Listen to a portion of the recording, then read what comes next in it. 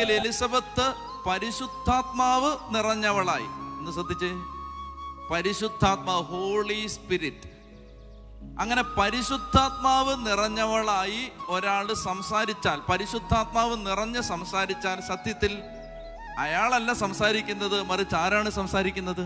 പരിശുദ്ധാത്മാവാണ് സംസാരിക്കുന്നത്. അങ്ങനെയാണെങ്കിൽ എലിസബത്ത് പറഞ്ഞ വാക്കുകൾ, നീ സ്ത്രീകളിൽ അനുഗ്രഹീത, നിന്റെ ഉദരഫലം അനുഗ്രഹീതം, അതിൻ്റെ ആ വാക്കുകളുടെ പരിപൂർണ ഉത്തരവാദിത്വം പരിശുദ്ധാത്മാവിൻ്റെതാണ്. ആണോ? അപ്പൊ അങ്ങനെയാണെങ്കിൽ പിതാവ് പറഞ്ഞ വാക്കും പരിശുദ്ധാത്മാവ് പറഞ്ഞ വാക്കും. ഇനി പരിശുദ്ധാത്മാവ് എന്താ പറഞ്ഞേ? നീ നല്ല വീട്ടിൽ പിറന്നു നല്ല പറഞ്ഞത്, നീ ദേവാലയത്തിൽ വളർന്ന മകളാന്നല്ല പറഞ്ഞത്, നിന്നെ എനിക്ക് ഇഷ്ടമായി അങ്ങനെയൊന്നുമല്ല പറഞ്ഞത്. മറിയത്തോട് പറയുന്നത്, പരിശുദ്ധാമ്മയോട് പറയുന്നത്, നിന്റെ ഉദരഫലം, അതാരാണ്? ഉദരഫലം ഈശോയാണ്. അപ്പൊ പിതാവ്, പരിശുദ്ധാത്മാവ് പുത്രനുമായി ബന്ധപ്പെടുത്തി, പുത്രനെ ബന്ധപ്പെടുത്തി സംസാരിച്ച വാക്കുകളാണിത്. എന്ന് പറഞ്ഞാൽ ഇത് ത്രിത്വത്തിന്റെ വാക്കുകളാണിത്. സത്യ ത്രിയേക ദൈവത്തിന്റെ രക്ഷാകര പുതിയ നിയമത്തിലെ രക്ഷ ആരംഭിക്കുമ്പോൾ ആ രക്ഷയുടെ ആരംഭവാക്കുകളാണിത്. രക്ഷ ആരംഭിക്കുന്നത് സത്യത്തിൽ പുതിയ രക്ഷാ നിത്യതയിലെ ആരംഭിച്ചതാണ്. പക്ഷേ പുതിയ നിയമത്തിൽ യേശുക്രിസ്തുവിന്റെ ജനനത്തോടുകൂടി രക്ഷയുടെ ഒരു പുതിയ അധ്യായം ഇതൾ വിരിക്കപ്പെടുമ്പോൾ, രക്ഷയുടെ പുതിയൊരു അധ്യായം തുറക്കുമ്പോൾ ആ അധ്യായത്തിലെ ആരംഭ വാക്കുകളാണിത്. കൃപ നിറഞ്ഞ മറിയമേ സ്വസ്തി, കർത്താവ് നിന്നോടുകൂടെ, നീ സ്ത്രീകളിൽ അനുഗ്രഹീത, നിന്റെ ഉദരഫലം അനുഗ്രഹീതം. അപ്പൊ ഇത് ദൈവത്തിന്റെ വാക്കുകളാണ്. രക്ഷ ആരംഭിക്കാൻ ദൈവം ഉപയോഗിച്ച വാക്കുകളാണ്. അതുകൊണ്ടാണ് ഈ വാക്കുകളെ സാത്താൻ അത്രമേൽ ഭയപ്പെടുന്നത്. പിശാചുകളെ ബഹിഷ്കരിക്കുന്ന ശുശ്രൂഷ ചെയ്യുന്ന വൈദികര് എഴുതുകയും പറയുകയും ചെയ്ത അനേകം ടെസ്റ്റിമണികളിൽ ഇങ്ങനെയുണ്ട്: കഠിനമായ പൈശാചിക ബാധകൾ ആവേശിച്ചിരിക്കുന്ന വ്യക്തികളിൽ നിന്ന് പിശാചിനെ പുറത്താക്കുന്ന സമയത്ത് ഈ നന്മ നിറഞ്ഞ മറിയമേ എന്ന പ്രാർത്ഥന ചൊല്ലിയാൽ അത് എത്ര മാത്രമാണ് സാത്താൻ ഭയപ്പെടുന്നതെന്ന് സാത്താൻ ആ സമയത്ത് പറയും. ഗബ്രിയേൽ അമോർത്ത് എന്ന് പറയുന്ന റോമിലെ ഔദ്യോഗിക എക്സോർസിസ്റ്റ്, അദ്ദേഹത്തിന്റെ പുസ്തകത്തിൽ എഴുതിയിട്ടുണ്ട്, ഒരിക്കൽ സാത്താൻ ആവേശിച്ച ഒരാൾ ഇങ്ങനെ വിളിച്ചു പറഞ്ഞു, ആ പ്രാർത്ഥന നിർത്തുക.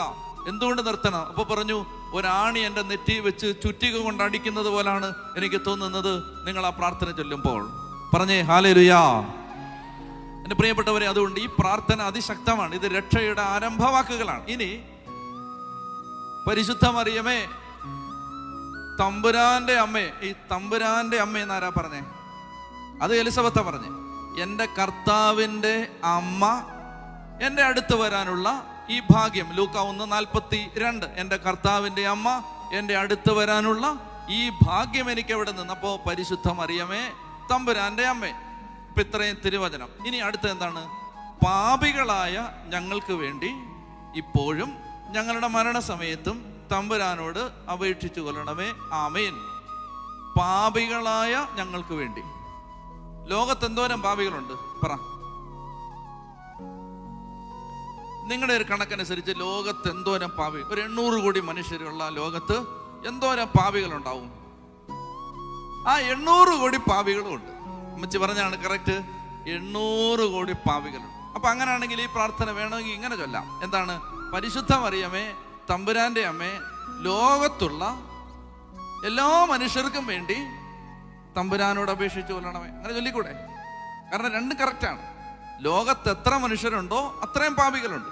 അങ്ങനെയാണെങ്കിൽ ഈ പ്രാർത്ഥനയുടെ സാരാംശത്തിൽ ഇങ്ങനെ പ്രാർത്ഥിക്കാം: പരിശുദ്ധ മറിയമേ തമ്പുരാന്റെ അമ്മേ, ലോകത്തുള്ള എല്ലാ ദൈവത്തിന്റെ മക്കൾക്കും വേണ്ടി തമ്പുരാനോട് അപേക്ഷിച്ചു കൊള്ളണമേ എന്ന് പറഞ്ഞാൽ, ഈ നന്മ നിറഞ്ഞ മറിയമേ എന്ന പ്രാർത്ഥനയുടെ രണ്ടാം ഭാഗം ലോകം മുഴുവനും വേണ്ടിയുള്ള മധ്യസ്ഥ പ്രാർത്ഥനയാണ്. ലോകം മുഴുവനും വേണ്ടി ഒരൊറ്റ സെന്റൻസിൽ മധ്യസ്ഥം വഹിക്കാൻ നിങ്ങൾ ആഗ്രഹിക്കുന്നെങ്കിൽ ഒരു നന്മ നിറഞ്ഞ മറിയം ചൊല്ലിയാൽ മതി. അപ്പൊ പിതാവായ ദൈവത്തിന് സന്തോഷം. നിങ്ങൾ ആലോചിച്ചേക്ക്, ഞാൻ പറഞ്ഞ ഒരു ഡയലോഗ് വേറെ ആരെങ്കിലും പറയുമ്പോൾ എനിക്ക് ഭയങ്കര സന്തോഷമായിരിക്കും. എന്നിട്ട് ഞാൻ പറയും, ഞാനാണ് അത് പറഞ്ഞെന്ന് പറയും. ഞാൻ പറഞ്ഞൊരു വാചകം നിങ്ങൾ ആരെങ്കിലും ഉദ്ധരിച്ചാൽ ഞാൻ പറയും, എനിക്ക് ഭയങ്കര സന്തോഷം, ഞാൻ പറഞ്ഞ അതെന്ന് ഞാൻ ഉള്ളിലെങ്കിലും പറയും.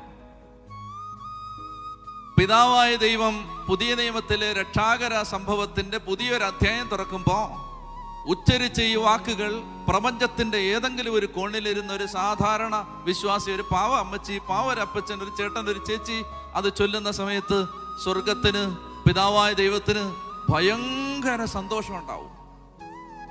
ഇത്രയും ശക്തമായൊരു പ്രാർത്ഥന. അതുകൊണ്ട് ഉച്ചത്തിൽ ചൊല്ലിയാലോ? പിതാവിന്റെ വാക്കുകൾ, പുത്രന്റെ വാക്കുകൾ, പരിശുദ്ധാത്മാവിന്റെ വാക്കുകൾ, ലോകം മുഴുവനും വേണ്ടിയുള്ള മധ്യസ്ഥ പ്രാർത്ഥന. വലതുകരം ഉയർത്തി ലോകം മുഴുവനിലേക്കും, ഈ ദേശത്തേക്ക് മുഴുവൻ, ലോകം മുഴുവനിലേക്കും, എല്ലാ ജാതി മതസ്ഥരിലേക്കും കർത്താവിന്റെ കൃപയൊഴുകാൻ ആഗ്രഹിച്ചുകൊണ്ട് ഉച്ചത്തിൽ ചൊല്ലാം. നന്മ നിറഞ്ഞ മറിയമേ സ്വസ്തി, കർത്താവ് അങ്ങയുടെ കൂടെ, സ്ത്രീകളിൽ അങ്ങ് അനുഗ്രഹിക്കപ്പെട്ടവളാകുന്നു. അങ്ങയുടെ ഉദരത്തിൻ ഫലമായ ഈശോ അനുഗ്രഹിക്കപ്പെട്ടവനാകുന്നു. പരിശുദ്ധ മറിയമേ തമ്പുരാന്റെ അമ്മേ, പാപികളായ ഞങ്ങൾക്ക് വേണ്ടി ഇപ്പോഴും ഞങ്ങളുടെ മരണസമയത്തും തമ്പുരാനോട് അപേക്ഷിച്ചു വരണമേ. ആമേൻ. അപ്പൊ എത്രത്തോളം ഈ നന്മ നിറഞ്ഞ മറിയം ചൊല്ലുന്നോ അത്രത്തോളം കർത്താവിന്റെ കൃപയും സ്നേഹവും സാന്നിധ്യവും ആശീർവാദവും നമുക്ക് കിട്ടും.